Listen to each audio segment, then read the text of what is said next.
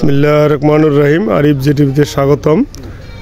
আমি এখন একটা ক্ষেতটা হচ্ছে গাজর ক্ষেত।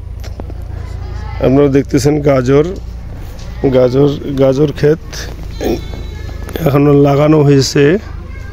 আপনারা দেখতেছেন গাজর, আর যিনি লাগিয়েছেন এই ক্ষেতটা তার সঙ্গে আমরা একটু কথা বলবো। আসসালামু আলাইকুম। আসসালামু আলাইকুম। ওয়ালাইকুম আসসালাম। আপনার তো এই যে ক্ষেতটা দেখলাম, অর্থাৎ এই গাজর ক্ষেতটা, তো এই সম্পর্কে আপনার সঙ্গে একটু কথা বলবো। আপনার এটা কতটুকু জমি? এটা 22 শতক হবে।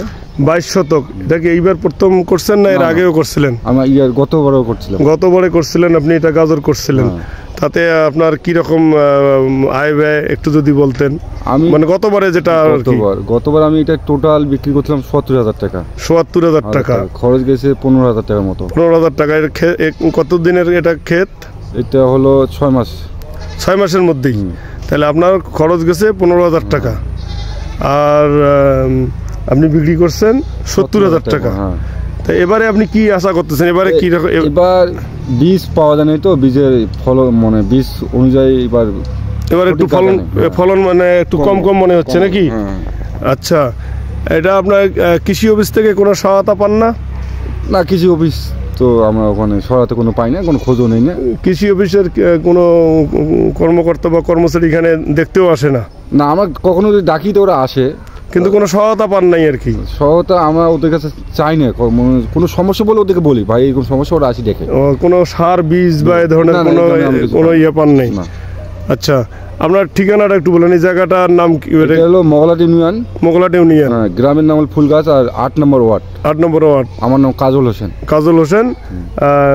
উপজেলা ওই সদর লালমনিরহাট। আপনার সঙ্গে কথা বলে বেশ ভালো লাগলো। সেই সঙ্গে মানে আপনি যে একজন কৃষি বান্ধব লোক, পাশাপাশি আর আপনি কি করেন? আমার পোল্ট্রি খামার আছে, পেঁপে চাষ করি। পেঁপেও চাষ করেন? এই এটার পরে কি পেঁপে লাগাবেন না? আচ্ছা, এটা পুরান কিছু গাছ দেখা যাচ্ছে এখানে। আচ্ছা, খুবই ভালো লাগলো। আপনার উজ্জ্বল ভবিষ্যৎ এবং দীর্ঘায়ু কামনা করতেছি।